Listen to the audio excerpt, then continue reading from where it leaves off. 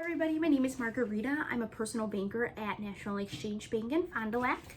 Today we will be reading A Chair for My Mother by Vera B. Williams.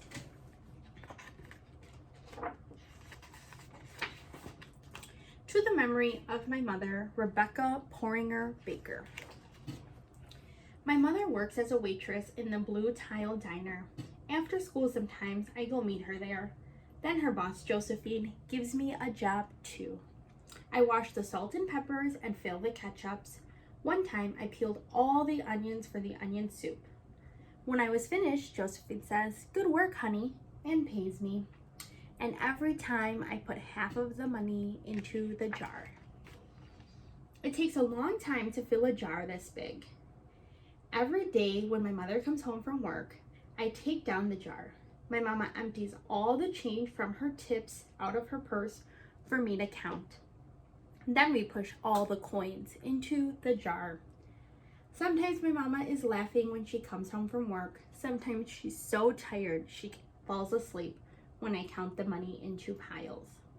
Some days she has lots of tips. Some days she only has little.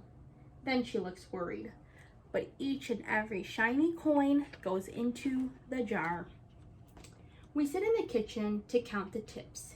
Usually Grandma sits with us too. While we count, she likes to hum. Often she has money in her old leather wallet for us. Whenever she gets a good bargain on tomatoes or bananas or something she buys, she puts by the savings and they go into the jar. When we can't get a single other coin into the jar, we are going to take all the money and go buy a chair. Yes, a chair. A wonderful, beautiful, fat, soft armchair. We will get one covered in velvet with roses all over it. We are going to get the best chair in the whole world. That is because our old chair burned up. There was a big fire in our other house and our chairs burned. So did our big sofa and so did everything else. That wasn't such a long time ago. My mother and I were coming home from buying new shoes. I had new sandals, she had new pumps. We were walking to our house from the bus. We were looking at everyone's tulips. She was saying she really liked the red tulips. I liked the yellow ones. Then we came to our block. Right outside our house stood two big fire engines. I could see a lot of smoke. Tall orange flames came out of the roof. All the neighbors stood in bunches across the street. Mama grabbed my hand and we ran. My Uncle Sandy saw us and ran to us. Mama yelled, "Where's Mother?" I yelled, "Where's my grandma?" Aunt Edie waved and shouted, "She's here, she's here. She's okay. Don't worry." Grandma was all right. Our cat was safe too, though it took a while to find her, but everything else in our house was spoiled. What was left of our house was turned to charcoal and ashes. We went to stay with my mother's sister, Aunt Ida, and Uncle Sandy.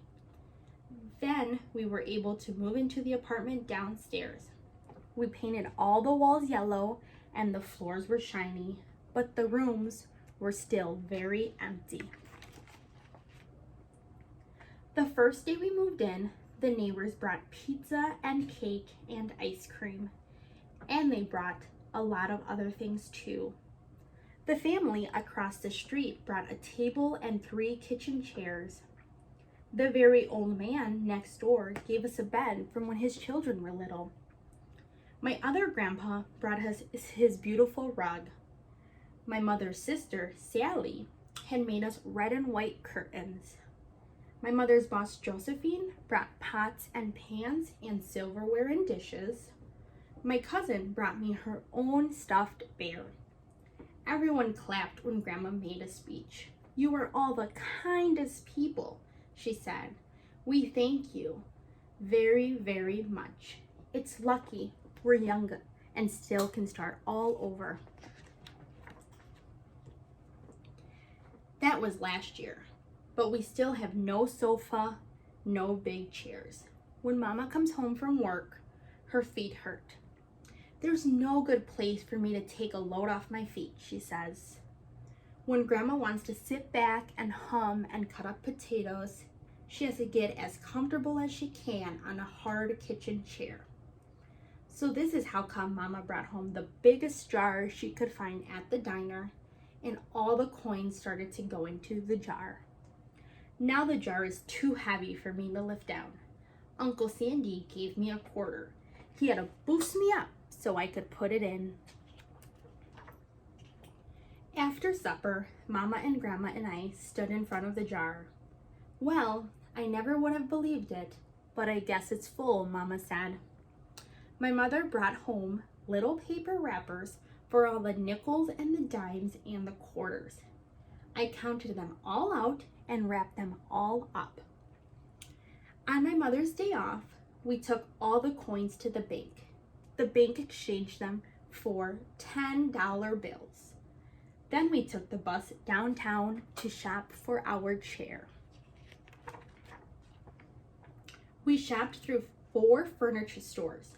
We tried out big chairs and small ones, high chairs and low chairs, soft chairs and hard ones. Grandma said she felt like Goldilocks from the 3 bears, trying out all the chairs. Finally, we found a chair we were all dreaming of. The money in the jar was enough to pay for it. We called Aunt Ida and Uncle Sandy. They came right down in their pickup truck to drive the chair home for us. They knew we couldn't wait for it to get delivered. I tried out our chair in the back of the truck. Mama wouldn't let me sit there while they drove, but they let me sit in it while they carried it to the door. We sat the chair right beside the window with the red and white curtains. Grandma and Mama and I all sat in it while Aunt Ida took our picture. Now, Grandma sits in it and talks with people going by in the daytime. Mama sits down and watches the news on TV when she comes home from her job. After supper, I sit with her and she can reach right up and turn the lights off if I fall asleep in her lap. The end. Thank you so much for joining me today. I hope you guys enjoyed the book.